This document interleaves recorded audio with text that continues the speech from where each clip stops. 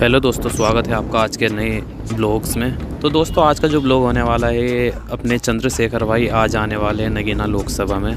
तो हम छोटी सी वीडियो तो नहीं होने वाली आज, तो कम से कम 30 से 40 मिनट की होने वाली है। तो चलो दोस्तों, आपको डायरेक्ट दिखाने वाला हूँ, क्योंकि दोस्तों काफ़ी बड़ी वीडियो हो सकती है और ये हमारे महंग भाई है। तो चलो दोस्तों, आजाद आ रहे हैं भाई। चलो भाई। सो फाइनली हमारे चंद्रशेखर भाई आ चुके हैं काफ़ी देर के बाद। तो चलो दोस्तों, आगे दिखाता हूँ मैं। थोड़ी सी मीटिंग होने वाली है, तो जब तक भाई का स्वागत कर देते हैं।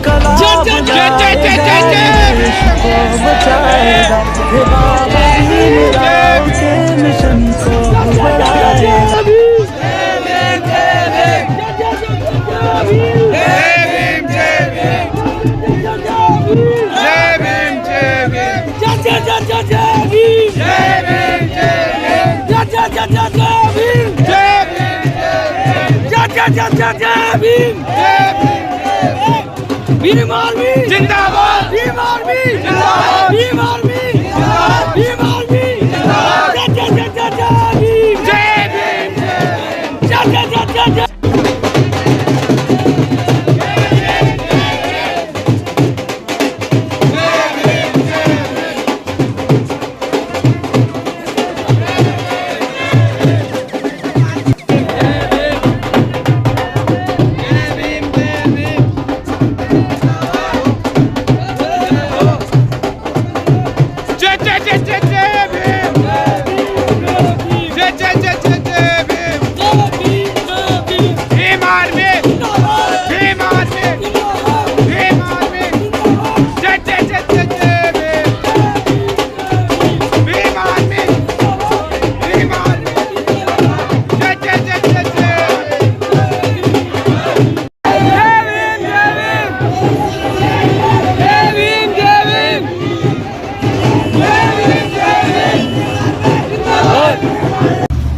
आपके ग्राम खिदिरपुरा में बड़े भाई चंद्रशेखर आजाद जी पहुंचने पर आपका हार्दिक अभिनंदन करते हैं।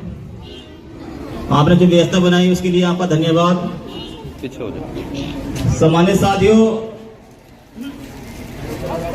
जिस तरह से भीम आर्मी सर्वप्रथम संत शिरोमणि गुरु रविदास जी के चरणों में नमन और समय समय पर जन्मे भारतवर्ष में जन्मे महापुरुषों को नमन करता हूं। और आप जालवपुर गुदड़ गांव में पधारने पर माननीय राष्ट्रपति जी का हार्दिक अभिनंदन करता हूं और अपना संपूर्ण समय मैं माननीय राष्ट्रपति जी को देता हूं। जय भीम, धन्यवाद। ये आप बताओ, आपके गांव में सबसे ज्यादा उम्र की माँ कौन है? और दादी जिसको आप कहते हो, सबसे ज्यादा उम्र की कौन? सबसे ज्यादा उम्र की इनको उठाओ, इधर आओ।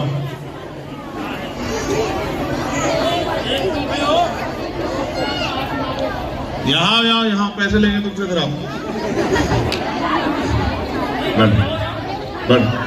इधर आओ, जल्दी आओ, जल्दी आओ,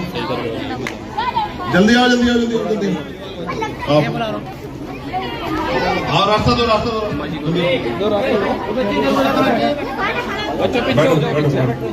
बैठो, जल्दी आओ। चप्पल इधर मिल जाएगी कोई बात नहीं। चलो बैठ। कौन रह गया बोलने में? विवेक भाई को बुलाओ। अब मैं बुलाना चाहूंगा जिला पंचायत सदस्य और मंडल के महासचिव भाई विवेक सैन जी को वो आए और अपनी बात को रखें।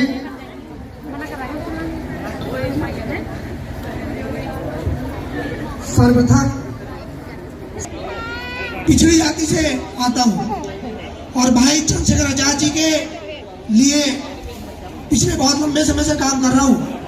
और जिस वक्त मैं आजाद समाज पार्टी भीम आर्मी से जुड़ा तो उस वक्त बहुत सारे नौजवान साथी जो दूसरी पार्टियों में काम कर रहे थे मेरे साथ, तो उन्होंने कहा कि विवेक भाई, अभी तक जितनी भी पार्टियां इस देश के अंदर हैं उन लोगों ने पिछड़े समाज को हमेशा ठगने की भाई चंद्रशेखर आजाद जी ने हमें दी।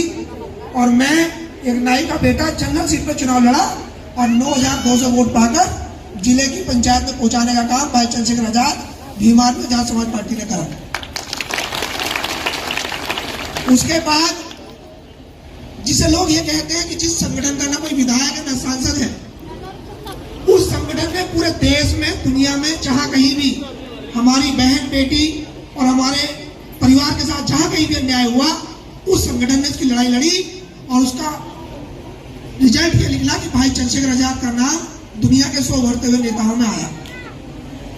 आज भाई चंद्रशेखर आजाद ने पिछड़ी जाति के लिए हर वो लड़ाई लड़ने का काम करा जिसकी अपेक्षा पिछड़े समाज के लोग पाल, प्रजापति, कश्यप, सैनी, जाट, गुजर बड़े बड़े नेताओं से अपेक्षा करते थे। जिनसे अपेक्षा थी वो कहीं भी उनकी लड़ाई नहीं लड़ पाए, लेकिन भाई चंद्रशेखर आजाद जी ने हमारी हर जगह लड़ाई लड़ने का काम करा। आज देश में लगातार हमारी बहन बेटियों के ऊपर जुल्म ज्यादती हो रही है, हमारी नौकरियां छीनी जा रही है। और कल ही पेपर हुआ आरओ का, उसका भी पेपर लीक हो गया। हमारे बच्चे पढ़ लिखने के बाद भी घर बैठे हैं। अगर आप लोग चाहते हैं कि इस देश में, प्रदेश में आपके लिए रोजगार की व्यवस्था हो, अच्छी शिक्षा, चिकित्सा, सुरक्षा की व्यवस्था हो, तो आप भाई चंद्रशेखर आजाद के हाथों को मजबूत करें, ताकि भाई चंद्रशेखर आजाद जो अब तक आपके लिए लड़ाई सड़कों पर लड़ रहे थे, वो सदनों में जाकर आपके हिस्सेदारी की बात कह सके, आपके हक हकूक की बात कर सके। और जिला बिजनौर के अंदर तमाम सारे उद्योग लगाकर आपके बच्चे जो बाहर पढ़ने लिखने जा रहे हैं, जो बाहर रोजगार ले जा रहे हैं, वो सारी सुविधाएं आपको यही बिजनौर के अंदर मिले। तो इसलिए आप आने वाले समय में भाई चंद्रशेखर आजाद के चुनाव चिन्ह केतली पर वोट चाहते हैं कि आपका बेटा साथी जिनका बहुत बेसब्री से इंतजार कर रहे हैं, हमारी पार्टी के राष्ट्रीय अध्यक्ष भाई चंद्रशेखर आजाद जी को अपनी बात। बहुत बहुत धन्यवाद भाई रजत। मुझे तो नाम कुछ और पता है। खिजरीपुरा। अच्छा, जालमपुर उद्दड़। अच्छा, ये अब तो मैंने पढ़ लिया, मगर मुझे बताया था वो खिजरीपुरा है। चलो कोई बात। अच्छा ठीक, जल्दी बैठो आप लोग, इधर आओ, बैठो, इधर आओ, बैठो, जल्दी खड़ी क्यों वहाँ, इधर आके बैठ जाओ, यहाँ आ जाओ।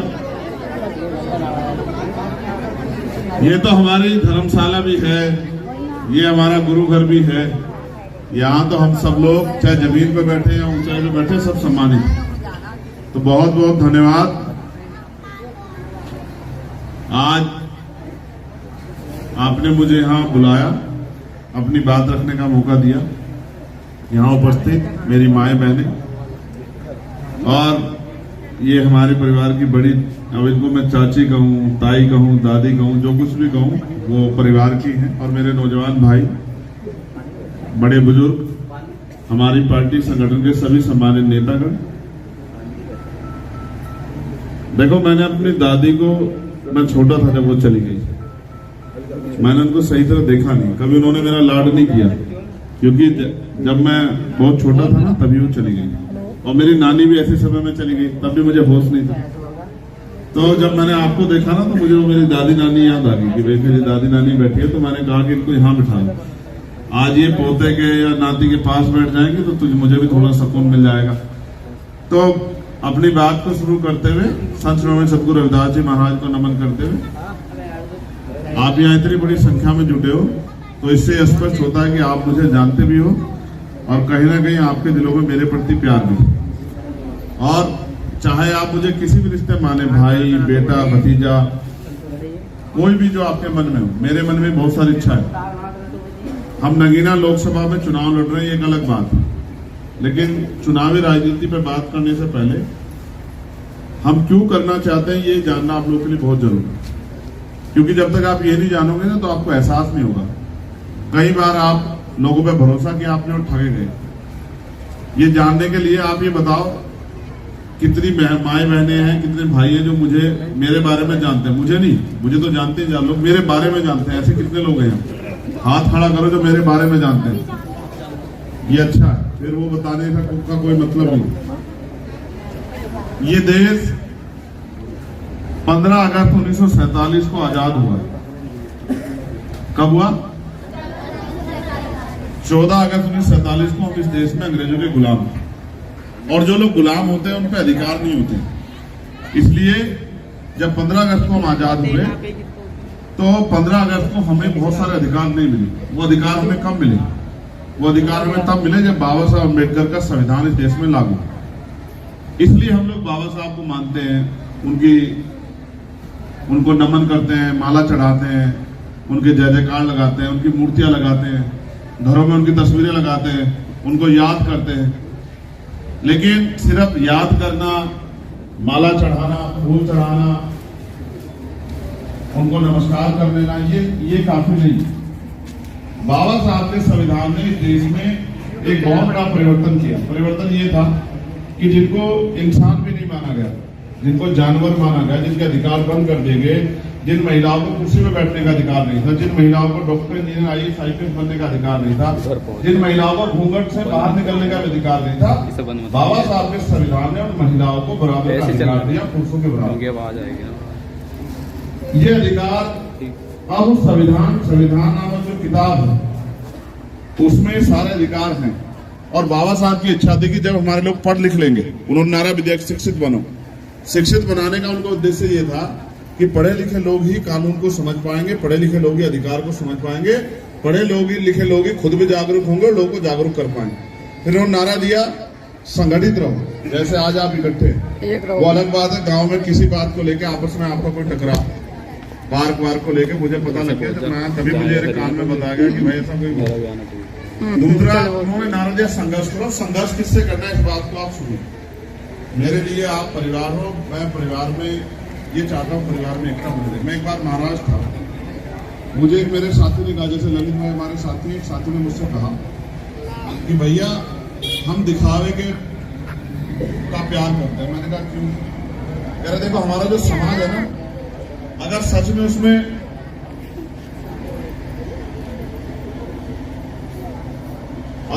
उनमें प्यार होता ना, तो जैसे दो सगे भाई अगर सुबह आपस में लड़ने तो शाम में एक ही घर में रहते नहीं रहते। आप बताऊंगा, एक ही थाली में खाना खा लेते नहीं खा लेते, एक ही गिलास में पानी पी लेते नहीं पी लेते। तो वो उसका समझाने का मतलब ये था, मुझे बात समझ आई कि अगर सच में हमारे अंदर प्यार है एक दूसरे के प्रति तो चाहे 20 मिनट हो जाए लेकिन हम शाम को इकट्ठे हो जाए। जैसे आप में से कोई एक घर की 2 बेटियां हैं यहाँ बैठी, कौन कौन हाथ खड़ा करो। एक घर की जो 2 बेटियां, एक ये है, दूसरी कौन सी? अच्छा तुम दोनों खड़ी हो मेरे भाई, इधर आओ, भाई के पास जल्दी आओ, जल्दी आओ, समय कम है मेरी प्यारी बहन, जल्दी आओ। सच बताओ, अगर ये तुम्हें कुछ बुरा कह दे या डांट दे तो कितनी देर गुस्सा रखोगे? ज्यादा देर नहीं रहते ना। अगर और भी और जोर से डांट दे, तुम्हारा कोई सामान तोड़ दे, कितनी देर गुस्सा रहोगे? शाम तक तो एक हो जाओगी ना।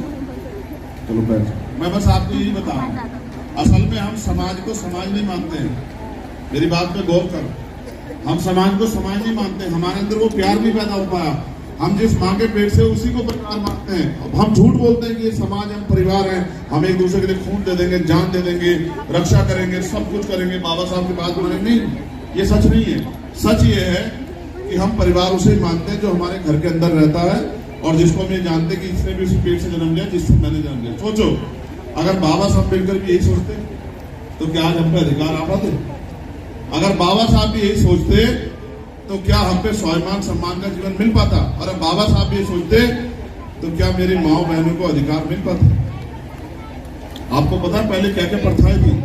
पहले प्रथाएं थी सती प्रथा, पति मर जाता तो पत्नी को जिंदा चिता पे डालते थे, उसे दबूरा उदूरा पिला के वो पागल बेहोश टाइप हो जाते नशे में, फिर उसको जिंदा डाल देंगे। महसूस करके देखो, एक उंगली जला के देखो कैसा एहसास हो, तकलीफ होगी नहीं होगी? अगर उंगली जल जाती है, गलती से तकलीफ होती है ना, तो सोचो बाबा साहब हमें कहां से निकाल के लाए हैं।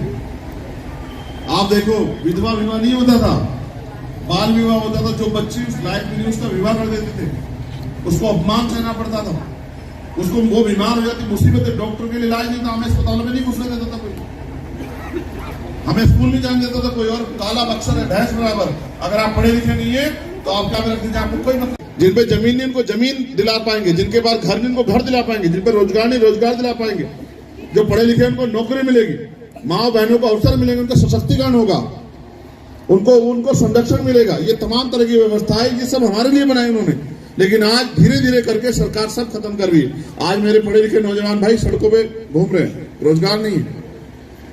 आपने कैसे खून पसीना के करके पढ़ाया होगा, आप याद करो वो दिन जब आपने अपने बच्चों को स्कूल में भेजा होगा, और शायद आपको उस पैसे की और जरूरत होगी, लेकिन आपने फीस के तौर पे दिया होगा। कभी जब वर्दी बनवाई होगी, जर्सी खरीदवाई होगी, याद करो वो दिन। आज इस देश में हम जानवरों के हालात में जाने वाले हैं, और ये सिर्फ आपकी बात नहीं है, ये इस देश के दलित, पिछड़े, आदिवासी, मुसलमान, जैन, सिख, बौद्ध, वो सब लोग जो गरीब है उनको सबको मिटाना चाहती है सरकारें, और कोई हमारे लोगों को जागरूक नहीं कर रहा। सब इंतजार देख रहे हैं कि जल्दी से संविधान खत्म हो जाए, वो दिन आ जाए। मैं बार बार सोचता हूँ क्या जवाब दूंगा मैं अपनी बहनों को, क्या जवाब दूंगा अपनी माओ को। मेरी पढ़ी लिखी बहनें और जो पढ़ रही हैं वो उम्मीद करते हैं कि हम भी कभी कुर्सी पे बैठेंगे, क्या जवाब दे पाऊंगा। इस देश में हम उनका मुकाबला सिर्फ वोट की ताकत से कर सकते हैं। जब वोट हमारे पास है, इसी वोट की वजह से तो आते लोग हमारी गलियों में, लेकिन क्या चुनाव के बाद कोई आता है ये पूछने की भूखे तो नहीं, ये पूछने को बीमार तो नहीं हो। हम भीम आर्मी के लोगों ने यही कमाया, ना मैं विधायक हूं, ना एमपी, ना कुछ हूं। मैंने जो प्यार पैदा किया ये आप संघर्ष करके पैदा किया, और मैं कहीं भी किसी पे अन्याय अत्याचार होता है मैं नहीं कहना चाहता। कल मेरे पास एक फोन आया कासगंज के पास से, वहां ये हुआ कि एक लड़के को पुलिस 7 दिन पहले लेगी, उसके ऊपर एक आरोप था, उसके पिता ने कहा भाई आप जांच कर लो। 7 दिन तक उसको थाने में बिठा के रखा, और कल जब उसकी बुआ से मेरी बात हुई तो उसने मुझसे कहा भैया हम बस थाने गए तो उन्होंने हमें बताया नहीं कहाँ है, हमें कहा कि अस्पताल में भर्ती करा दिया। मैंने पूछा क्यों, तो उसने कहा उसने फांसी लगा ली थी, और उसकी बुआ का कहना था कि भैया वो मर गया लेकिन हमें घुसने नहीं दे रहे, आप हमारी मदद कर दो, ये जुल्म हो रहा है यहाँ। मैं उनको क्या जवाब दूं, क्योंकि मेरे हाथ में वो ताकत नहीं है जो मैं इनसे लड़ पाऊं। अभी मैं सड़कों पे लड़ सकता हूं जब कोई जुल्म हो, जाति हो, जब किसी के साथ अन्याय हो, किसी बहन बेटी का अपमान हो। मैं बहुत रोज घटनाएं आप देखते होंगे, अभी मैं उरैया से लौटा, वहां उसके पति की हत्या कर दी थी। वो आज मैं उसकी रिपोर्ट लूंगा, आज 12 तारीख मैंने 11 तारीख तक का समय दिया था। उसका 12 साल का बच्चा है, उसकी 2 छोटी छोटी बच्चियां हैं। एक बच्ची तुम दोनों खड़ी हो ना, तुम दोनों उधर ही हो, इतनी बड़ी बच्ची है उसकी सौम्या, उसको क्या जवाब दो, उसके पिता की हत्या कर दी गई है। वो उम्मीद कर रही है कि उनका मामा, उनका चाचा, ताऊ जो भी मानती हो कि चंद्रशेखर आया उनकी मदद करेगा।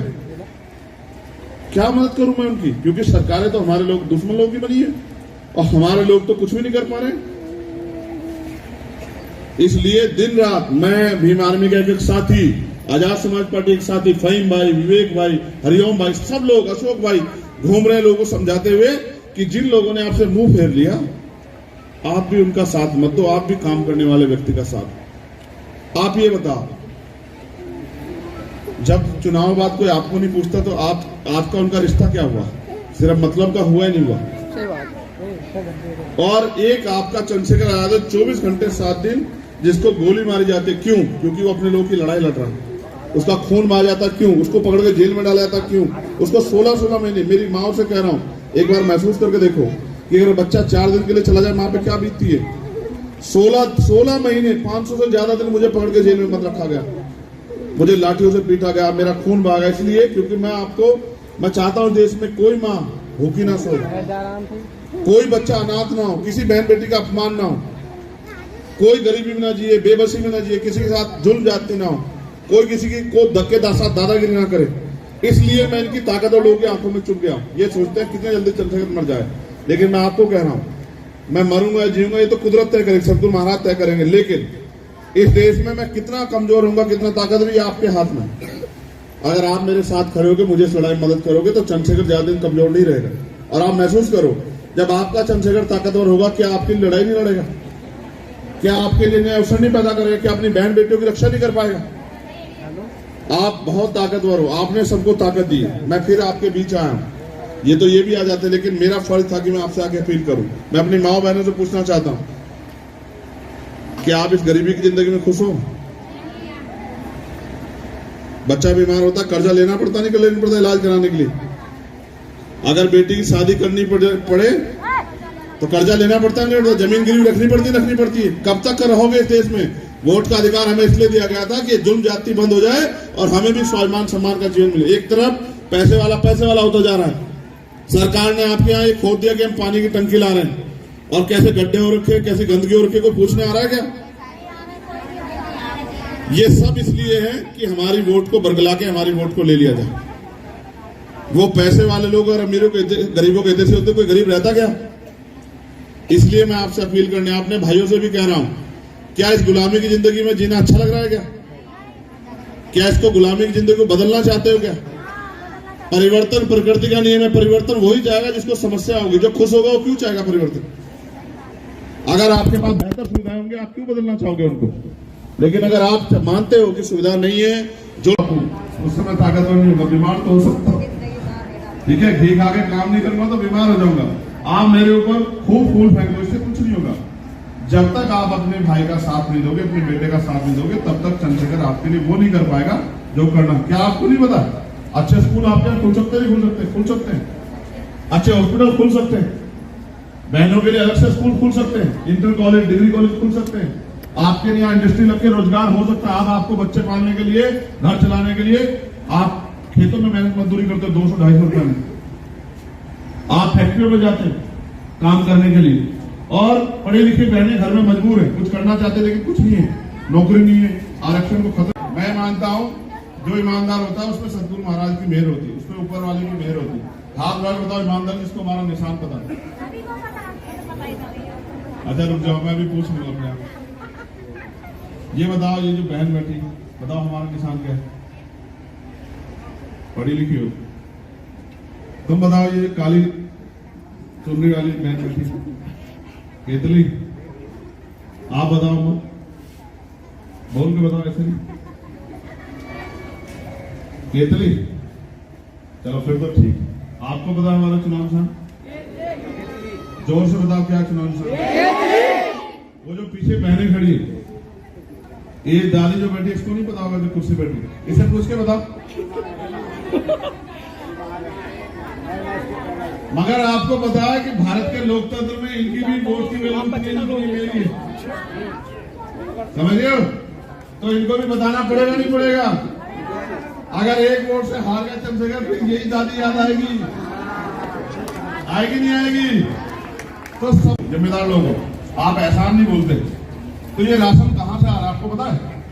मैं आपको बता देता हूं, पहले सुन लो, जल्दी से सुनो, इधर देखो, सब लोग तक पता लगेगा, वरना तो आप इसी एहसान में दबे रहोगे। ये जब आप मफलर खरीदने जाओगे ना, तो जब आप इसको खरीदोगे, सोचो ये 100 रुपए का है, तो 28 रुपए टैक्स जाएगा सरकार के खाते में। आप जूता खरीदने जाओगे, सोचो 500 रुपए के या 1000 रुपए के, तो 280 रुपए टैक्स जाएगा सरकार के खाते में। आप बिंदी खरीदती हो, सिंदूर खरीदती हो, जर्सी खरीदती हो, साबुन खरीदते हो, बीड़ी खरीदते हो, तंबाकू खरीदते हो, कुछ भी आप खरीदते हो घर का सामान, चीनी पत्ती सब में टैक्स लगा, ठीक है? कंपनी का जो कंपनी की कीमत है सामान की, उसके साथ टैक्स जोड़ती है सरकार। जब पेट्रोल खरीदते हैं, डीजल खरीदते हैं, तो वो सारा जाता है सरकार खाते में। मिनिमम एक परिवार 7-8-10 हजार रुपए महीने के खर्च करते हैं सब लोग मिलकर, ठीक है? तो यानी कि 2800 रुपए सरकार के खाते में टैक्स चला जाता है। अब उन 2800 रुपए सरकार आपको 1000 रुपए का राशन देती है, 1800 और आपके सरकार की तरफ बैठते हैं, ना कि सरकार आपके ऊपर कोई एहसान करे। समझ आई? असल तो ये है कि उन 2800 के 2800 रुपए आपके ऊपर लगने चाहिए, ये सरकार की जिम्मेदारी, इसलिए सरकार बनती है। लेकिन अभी क्या है, 2800 में से 500 रुपए खर्च करेंगे और कहेंगे देखो हम आपके लिए राशन दे रहे हैं। आप ये भी समझ लो, आप ही का पैसा, आपने मुझे 1000 रुपए दिए, मैंने 500 लौटा दिए, तो आपके पैसे मेरी तरफ है, मेरे पैसे आपकी तरफ, बताओ। तो आप यही समझो, आपको ये फ्री फ्री कह के मूर्ख बनाया जा रहा है। असल में जो टैक्स आप देते हैं वही लाखों करोड़ का टैक्स होता है, उसी टैक्स से सरकार चलती है, उसी से इन कर्मचारियों को तनख्वाह मिलती है, पुलिस के लोगों को, उसी से एडमिनिस्ट्रेशन के लोगों को तनख्वाह मिलती है, उसी से नेताओं को तनख्वाह मिलती है। ये सब पैसा आपका है और आपका पैसा लूट के पूंजीपति देश से भाग जा रहे हैं। आपका पैसा लूट के लोग जो है बड़े बड़े महल बना के रह रहे हैं और आपके घरों पे छप्पर भी नहीं मैंने देखा है, तो मुझसे मत करवाओ। अभी जो घर बन गए हैं किसी पे प्लास्टर नहीं है, किसी पेंट नहीं है और किसी घर में छप्पर पड़ा। ये जिंदगी जानवर जैसी जिंदगी क्यों जी रहे हो आप लोग? इस जिंदगी में खुश हो गए आप लोग? मैं तो बड़े ताज्जुब में हूं। अगर जो जानवर आप पालोगे अगर वो भी आप उसको कच्चे में रख दोगे ना, जब सर्दी हो और गाय भैंस अपने पाल के उसके नीचे गीला हो जाएगा, वो भी चिंता कि मानव काशीराम साहब ने कहा जो सहारा देगा वो इशारा भी देगा। वो उनको पैसे देते हैं धन्ना से, पैसे वाले लोगों, फिर उनके हिसाब से काम करते हैं।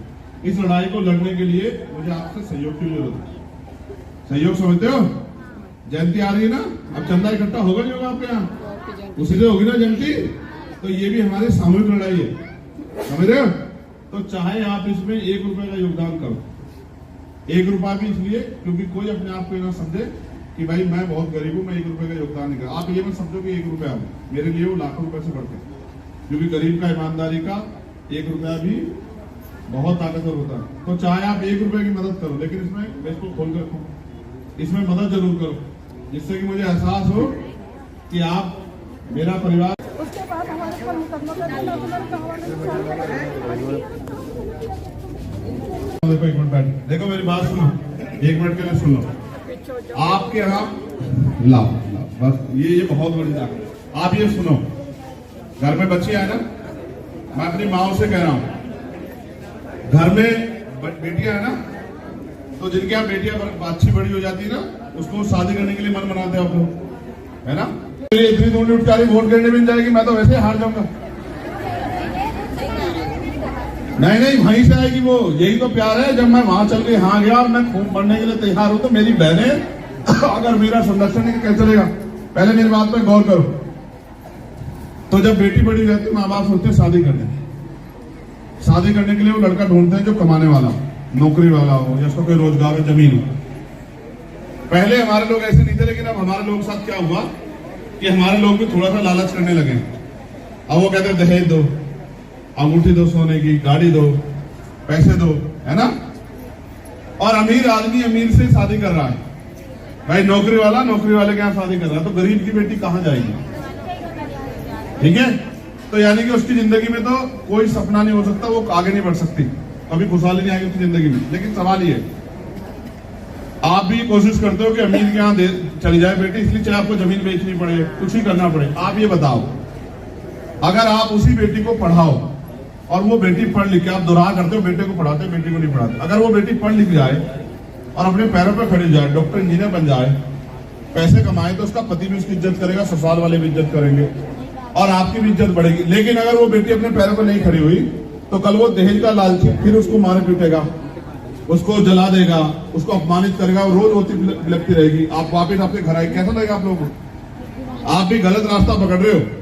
माँ के प्रति, पिता के प्रति बेटी ज्यादा वफादार होती बेटे की अपेक्षा। ये मैं कह रहा हूँ चंद्रकांत आपसे, हमारे मैं बेटा हूं, मगर फिर भी कह रहा हूँ, जितना प्यार बेटी करती है ना माँ बाप को, इतना कोई नहीं करता है।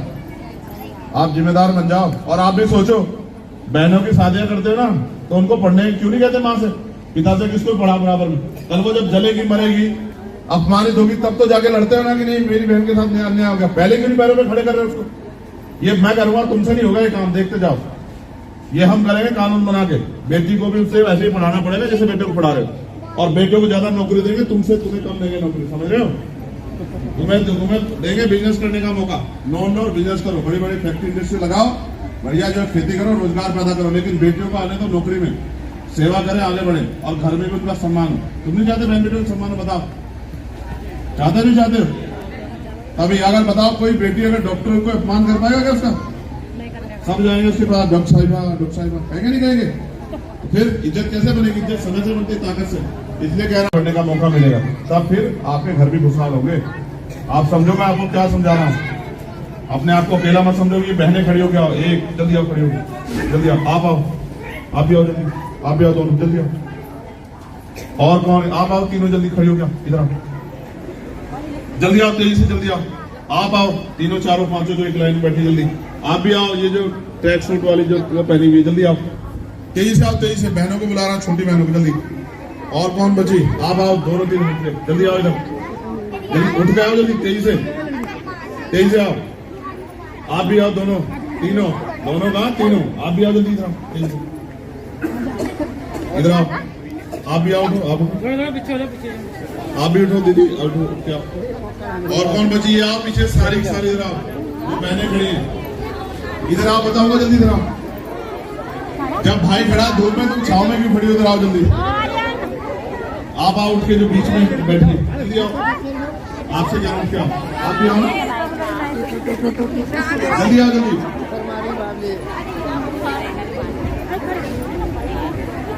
ये छोटी है, जो काम इनसे करवाना चाहता हूँ ये नहीं कर पाएगी।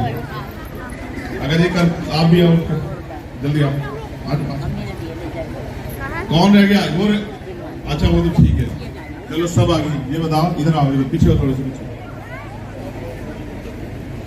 क्या मदद करोगे अपने भाई की, बताओ? नहीं, जाओ, चुप हो जाओ, हंसो मत, क्या कह रही हो बताओ? बहुत अच्छी बात। वोट की मदद तो बहुत, ये वोट समझते हो क्या है? ये बाबा साहब अम्बेडकर के 4 बच्चों को कुर्बाने से मिली है।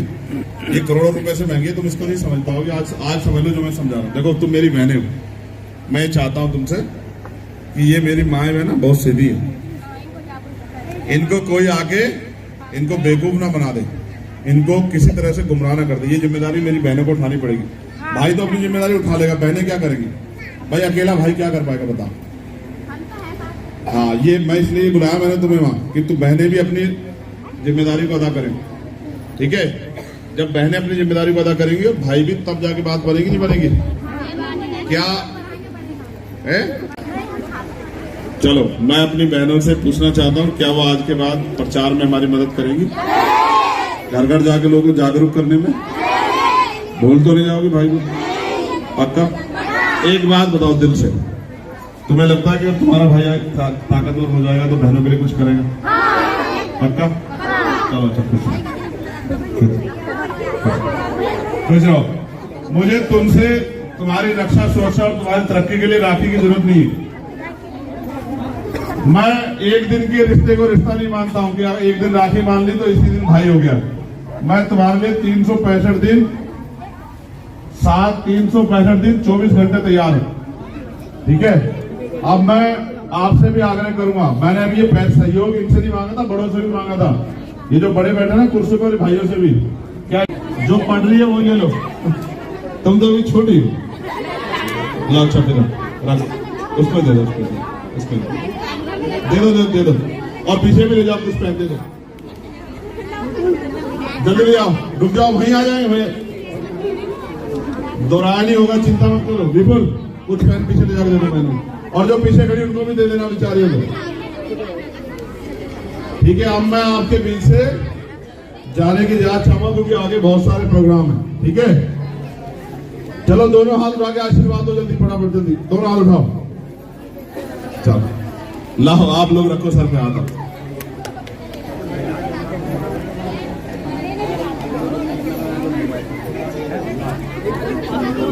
जिंदगी जैसे, ठीक है?